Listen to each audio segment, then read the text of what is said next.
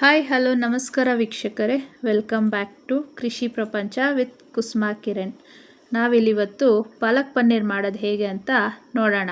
ಈಸಿಯಾಗಿ ಮಾಡೋದನ್ನು ತೋರಿಸ್ಕೊಡ್ತಿದ್ದೀನಿ, ಬನ್ನಿ. ಮೊದಲಿಗೆ ನಾನಿಲ್ಲೊಂದು ಪ್ಯಾನ್ ಇಟ್ಕೊಂಡು 2 ಸ್ಪೂನ್ ಎಣ್ಣೆ ಹಾಕ್ಕೊಂಡಿದ್ದೀನಿ.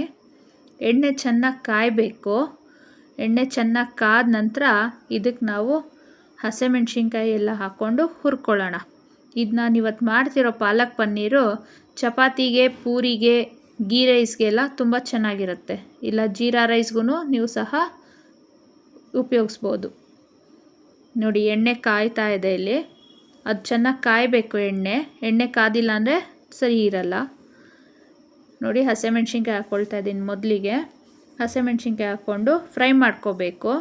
ಅದು ಹಸಿ ವಾಸನೆ ಘಾಟ್ ಹೋಗಬೇಕು. ಹಸಿರು ಮೆಣಸಿನ್ಕಾಯ್ದು ಘಾಟ್ ಹೋಗಬೇಕು. ಅದನ್ನು ಚೆನ್ನಾಗಿ ಹುರ್ಕೋಬೇಕು.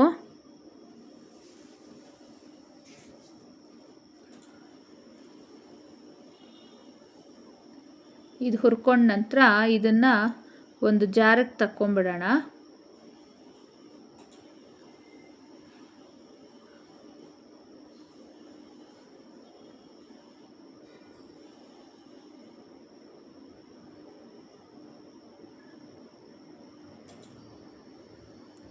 ಅದೇ ಪ್ಯಾನಿಗೆ ಇವಾಗ ನಾವು ಪಾಲಕ್ ಸೊಪ್ಪನ್ನ ಚೆನ್ನಾಗಿ ತೊಳೆದಿಟ್ಕೊಂಡಿದ್ದೀನಿ. 2 ಸತಿ ತೊಳೆದಿಟ್ಕೊಂಡಿದ್ದೀನಿ. ಯಾಕಂದರೆ ಅದರಲ್ಲಿ ಮಣ್ಣೆಲ್ಲ ಸ್ವಲ್ಪ ಜಾಸ್ತಿ ಇರುತ್ತಲ್ವ, ಅದಕ್ಕೆ ನೀಟಾಗಿ ತೊಳೆದು ನೀರೆಲ್ಲ ಸೋಸಿ ಹಾಕ್ಕೊಳ್ತಾ ಇದ್ದೀನಿ. ನೋಡಿ, ನಾನಿಲ್ಲಿ ಒಂದು ಅರ್ಧ ಕಟ್ ಪಾಲಕ್ ಸೊಪ್ಪು ತೊಗೊಂಡಿದ್ದೀನಿ. ಅದನ್ನು ನಾನು ಚೆನ್ನಾಗಿ ಎಣ್ಣೆನಲ್ಲೇ ಫ್ರೈ ಮಾಡ್ತಾ ಇದ್ದೀನಿ.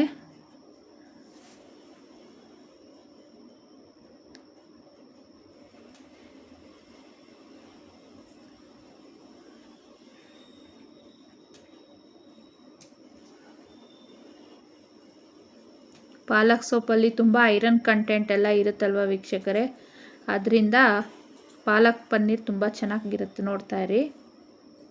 ಇದು ನಾನು ಅಕ್ರೋಟ್ ಯೂಸ್ ಮಾಡ್ತಾ ಇದ್ದೀನಿ. ಇಲ್ಲಿ ತುಂಬ ಜನ ಗೋಡಂಬಿ, ಬಾದಾಮಿ, ನೆನೆಸಿರೋ ಬಾದಾಮಿ ಎಲ್ಲ ಹಾಕ್ತಾರಲ್ವ, ಬಟ್ ನಾನಿಲ್ಲಿ ಇವತ್ತು ಅಕ್ರೋಟ್ ಹಾಕ್ಕೊಳ್ತಾ ಇದ್ದೀನಿ.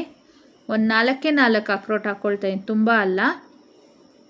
ಅದನ್ನು ನಾನು ಚೆನ್ನಾಗಿ ಫ್ರೈ ಮಾಡ್ಕೊಳ್ತಾ ಇದ್ದೀನಿ. ಎರಡೂ ಚೆನ್ನಾಗಿ ಫ್ರೈ ಆದಮೇಲೆ ಇದನ್ನು ತಣ್ಣಗಾಗಕ್ಕೆ ಬಿಟ್ಬಿಡಬೇಕು. ಒಂದು ಸ್ವಲ್ಪ ತಣ್ಣಗಾಗಬೇಕಿದು.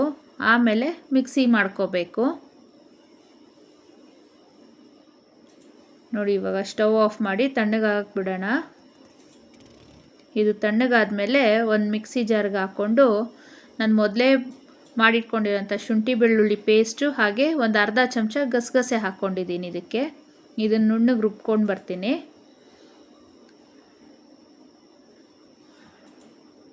ನಾನಿಲ್ಲಿ ಇವಾಗ ಪನ್ನೀರ್ ಫ್ರೈ ಮಾಡ್ಕೊಳ್ಳೋದನ್ನು ತೋರಿಸ್ತಾ ಇದ್ದೀನಿ. ಅದೇ ಪ್ಯಾನಿಗೆ ಒಂದು ಸ್ವಲ್ಪ ಬೆಣ್ಣೆ ಹಾಕ್ಕೊಂಡಿದ್ದೀನಿ.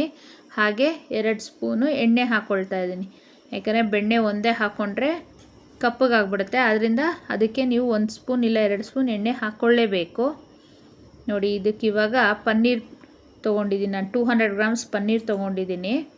ಅದನ್ನು ಕ್ಯೂಬ್ಸಾಗಿ ಕಟ್ ಮಾಡಿಟ್ಕೊಂಡಿದ್ದೀನಿ. ಅದನ್ನು ಹಾಕ್ಕೊಂಡು ಫ್ರೈ ಮಾಡ್ಕೊಳ್ತಾ ಇದ್ದೀನಿ. ಸುಮ್ಮನೆ ಶಾಲೋ ಫ್ರೈ ಮಾಡ್ಕೋಬೇಕು, ಡೀಪ್ ಫ್ರೈ ಎಲ್ಲ ಮಾಡ್ಕೋಬೇಡಿ. ಸ್ವಲ್ಪ ಬ್ರೌನ್ ಆದರೆ ಸಾಕು, ಜಾಸ್ತಿ ಬೇಡ. ಇಲ್ಲ ಕೆಲವರಿಗೆ ಫ್ರೈ ಮಾಡಿದ್ದು ಇಷ್ಟ ಆಗಿಲ್ಲ ಅಂದರೆ ನೀವು ಹಾಗೆ ಸಹ ಡೈರೆಕ್ಟಾಗೆ ಹಾಕ್ಕೋಬೋದು ಪನ್ನೀರು.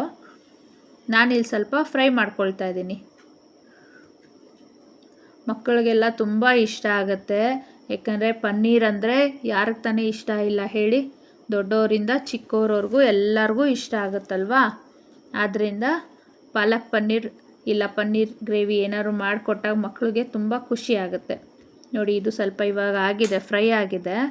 ಇದನ್ನು ಒಂದು ಬಟ್ಲಿಗೆ ತೊಗೊಂಬಿಡೋಣ. ಒಂದು ಬಟ್ಲಿಗೆ ಟ್ರಾನ್ಸ್ಫರ್ ಮಾಡ್ಕೊಳ್ತಾ ಇದ್ದೀನಿ.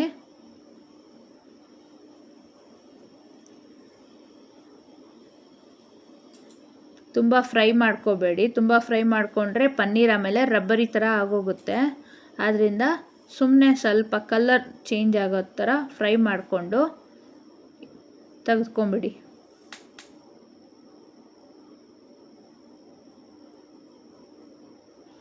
ಇವಾಗ ಇಲ್ಲಿ ನಾನು ಇನ್ನೊಂದು ಬಾಣಲೆ ಇಟ್ಟು ಅದಕ್ಕೆ ಎಣ್ಣೆ ಹಾಕ್ಕೊಂಡಿದ್ದೀನಿ. ಅರ್ಧ ಚಮಚ ಜೀರಿಗೆ, 2 ಲವಂಗ, ಹಾಗೆ ಅರ್ಧ ಚಮಚ ಸೋಂಪು ಹಾಕ್ಕೊಳ್ತಾ ಇದ್ದೀನಿ. ಹಾಕ್ಕೊಂಡು ಚೆನ್ನಾಗಿ ಫ್ರೈ ಮಾಡ್ಕೋಬೇಕು ಇದನ್ನು.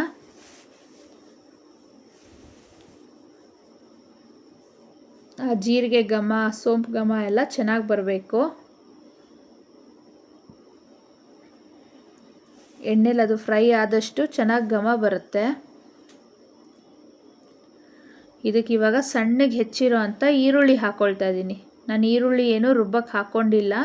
ಇಲ್ಲಿ ಸಣ್ಣಗೆ ಹೆಚ್ಚಿರೋ ಅಂಥ ಈರುಳ್ಳಿನ ಒಗ್ಗರಣೆಗೆ ಹಾಕ್ಕೊಳ್ತಾ ಇದ್ದೀನಿ. ಅದು ಚೆನ್ನಾಗಿ ಫ್ರೈ ಮಾಡಿ, ಈರುಳ್ಳಿ ಫ್ರೈ ಆಗಿ ಕಂದು ಬಣ್ಣ ಬರಬೇಕು. ನೋಡಿ, ಕಂದು ಬಣ್ಣ ಬರೋ ಥರ ಫ್ರೈ ಮಾಡ್ಕೊಳ್ಳಿ.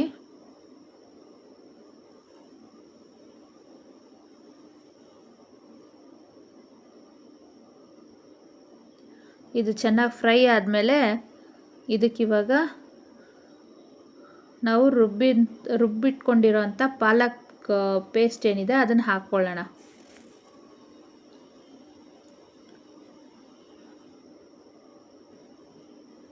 ನೋಡಿ, ಫ್ರೈ ಆಗಿದೆ ಇವಾಗ.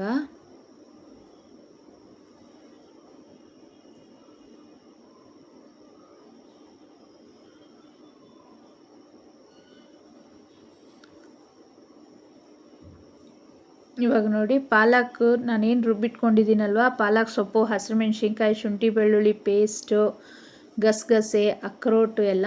ಅಕ್ರೋಟ್ ಹಾಕ್ಕೊಂಡಿದ್ದು ಏನಕ್ಕಂದರೆ ಸ್ವಲ್ಪ ಕ್ರೀಮಿ ಟೆಕ್ಸ್ಚರ್ ಬರುತ್ತಿದ್ದು. ಗೋಡಂಬಿ ಬಾದಾಮಿ ಎಲ್ಲ ಹೇಗೆ ಹಾಕಿದಾಗ ಕ್ರೀಮಿ ಟೆಕ್ಸ್ಚರ್ ಬರುತ್ತೋ ನಿಮಗೆ, ಹಾಗೆ ತುಂಬ ಜನ ಗೋಡಂಬಿ ಬಾದಾಮಿ ಇಲ್ಲ ಅಂದವರು ಈ ಥರ ಅಕ್ರೋಟ್ ಸಹ ಹಾಕ್ಕೋಬೋದು. ಅದು ಸಹ ನಿಮಗೆ ಒಳ್ಳೆ ಟೇಸ್ಟ್ ಕೊಡುತ್ತೆ. ಇದಕ್ಕಿವಾಗ ನಾನು ಸ್ವಲ್ಪ ನೀರು ಹಾಕ್ಕೊಳ್ತಾ ಇದ್ದೀನಿ. ನೀರು ಹಾಕ್ಕೊಂಡು ಮಿಕ್ಸ್ ಮಾಡ್ಕೊಳ್ತಾ ಇದ್ದೀನಿ.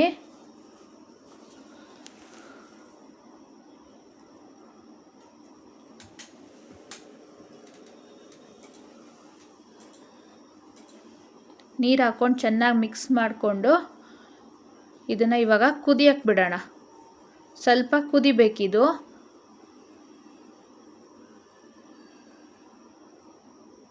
ಇದಕ್ಕೆ ನಾವಿವಾಗ ರುಚಿಗೆ ತಕ್ಕಷ್ಟು ಉಪ್ಪು ಹಾಕ್ಕೊಂಡು ಲಿಡ್ ಕ್ಲೋಸ್ ಮಾಡಿ ಕುದಿಯಕ್ಕೆ ಬಿಡೋಣ.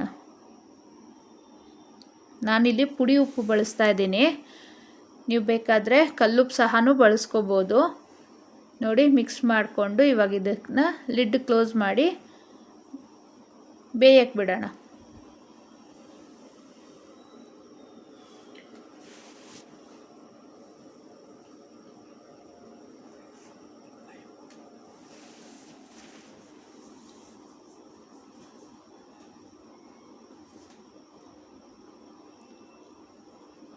ಇದು ಇವಾಗ ಕುದೀತಾ ಇದೆ. ಬನ್ನಿ ನೋಡೋಣ ಆಗಿದೆಯಾ ಅಂತ. ನೋಡಿ, ಎಷ್ಟು ಚೆನ್ನಾಗಿ ಕ್ರೀಮಿ ಟೆಕ್ಸ್ಚರ್ ಥರ ಬಂದು ಎಷ್ಟು ಚೆನ್ನಾಗಿ ಕಲರ್ ಎಲ್ಲ ಒಂಥರ ಗ್ರೀನಾಗಿ ತುಂಬ ಚೆನ್ನಾಗಿ ಬರುತ್ತೆ ನೋಡಿ. ಗ್ರೇವಿ ಇದು ಪಾಲಕ್ ಪನ್ನೀರ್ ಗ್ರೇವಿ ಹೀಗೆ ಮಾಡ್ಕೋಬೇಕು ನೀವು. ತುಂಬ ತೆಳ್ಳಗೆ ಮಾಡಿಕೊಂಡ್ರೆ ಅದು ಟೇಸ್ಟ್ ಸಿಗಲ್ಲ. ಸೊ ಇದನ್ನು ಸೆಮಿ ಗ್ರೇವಿ ಥರನೇ ಮಾಡ್ಕೋಬೇಕು. ತುಂಬ ಗಟ್ಟಿನೂ ಬೇಡ, ತುಂಬ ತೆಳ್ಳಗೂ ಬೇಡ. ಇದಕ್ಕಿವಾಗ ಫ್ರೈ ಮಾಡಿರೋಂಥ ಪನ್ನೀರ್ ಹಾಕ್ಕೊಳ್ಳೋಣ. ಅದು ಸ್ವಲ್ಪ ಗೊಜ್ಜಿನಲ್ಲಿ ಮಿಕ್ಸ್ ಆಗಬೇಕು. ಅದಕ್ಕೆ ಉಪ್ಪು ಖಾರ ಎಲ್ಲ ಹಿಡ್ಕೋಬೇಕಲ್ವ, ಯಾಕಂದರೆ ಪನ್ನೀರಿಗೆ ನಾವಿಲ್ಲಿ ಯಾವುದೇ ರೀತಿಯಾದಂಥ ಉಪ್ಪು ಹಾಕಿಲ್ಲ, ಇಲ್ಲ ಖಾರ ಏನೂ ಹಾಕಿಲ್ಲ, ಸುಮ್ಮನೆ ಹಾಗೆ ಫ್ರೈ ಮಾಡಿ ಇಟ್ಕೊಂಡಿರೋದು. ಸೊ ಇದು ಗ್ರೇವಿನಲ್ಲೇ ಸ್ವಲ್ಪ ಫ್ರೈ ಆಗಬೇಕು, ಬೇಯಬೇಕು. ಇದನ್ನಿವಾಗ ಒಂದು 5 ನಿಮಿಷ ಹಾಗೆ ಫ್ರೈ ಮಾಡ್ಕೊಳ್ಳೋಣ. ಒಂದು ಸ್ವಲ್ಪ ನೀರು ಹಾಕ್ಕೊಳ್ಳಿ. ತುಂಬ ಗಟ್ಟಿಯಾಗಿದೆ ಅಂತ ಅನ್ನಿಸ್ದಾಗ ಒಂದು ಸ್ವಲ್ಪ ನೀರು ಹಾಕ್ಕೊಳ್ಳಿ, ಇಲ್ಲ ಅಂದರೆ ಹಾಗೇ ಇರಲಿ.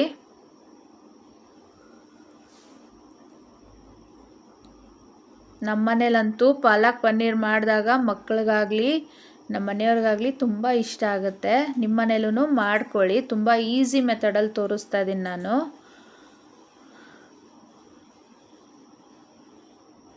ಒಂದು 5 ನಿಮಿಷ ಲಿಡ್ ಕ್ಲೋಸ್ ಮಾಡಿ ಅದನ್ನು ಬೇಯಕ್ಕೆ ಬಿಡೋಣ.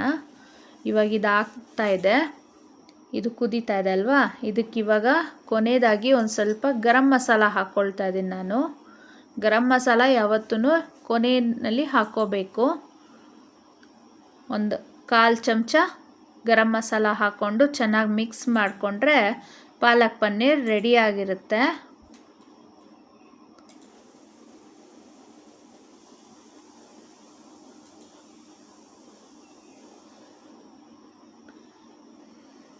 ನೋಡಿ ವೀಕ್ಷಕರೇ, ಇದಿವಾಗ ಕರೆಕ್ಟ್ ಕನ್ಸಿಸ್ಟೆನ್ಸಿಗೆ ಬಂದಿದೆ. ಸೊ ಇದಕ್ಕಿನ್ನ ಎಕ್ಸ್ಟ್ರಾ ನೀರೆಲ್ಲ ಏನು ಹಾಕಕ್ಕೆ ಹೋಗಬೇಡಿ. ಇದನ್ನಿವಾಗ ಸರ್ವ್ ಮಾಡೋಣ. ಅದಕ್ಕೆ ಮುಂಚೆ ಒಂದು ಸ್ವಲ್ಪ ಬೆಣ್ಣೆ ನೋಡಿ, ನಾನೊಂದು ಕ್ಯೂಬ್ ಬೆಣ್ಣೆ ಹಾಕ್ಕೊಳ್ತಾ ಇದ್ದೀನಿ. ಅದನ್ನು ಹಾಕಿ ಮಿಕ್ಸ್ ಮಾಡಿಕೊಂಡ್ರೆ ಇನ್ನೂ ಚೆನ್ನಾಗಿ ಬರುತ್ತೆ.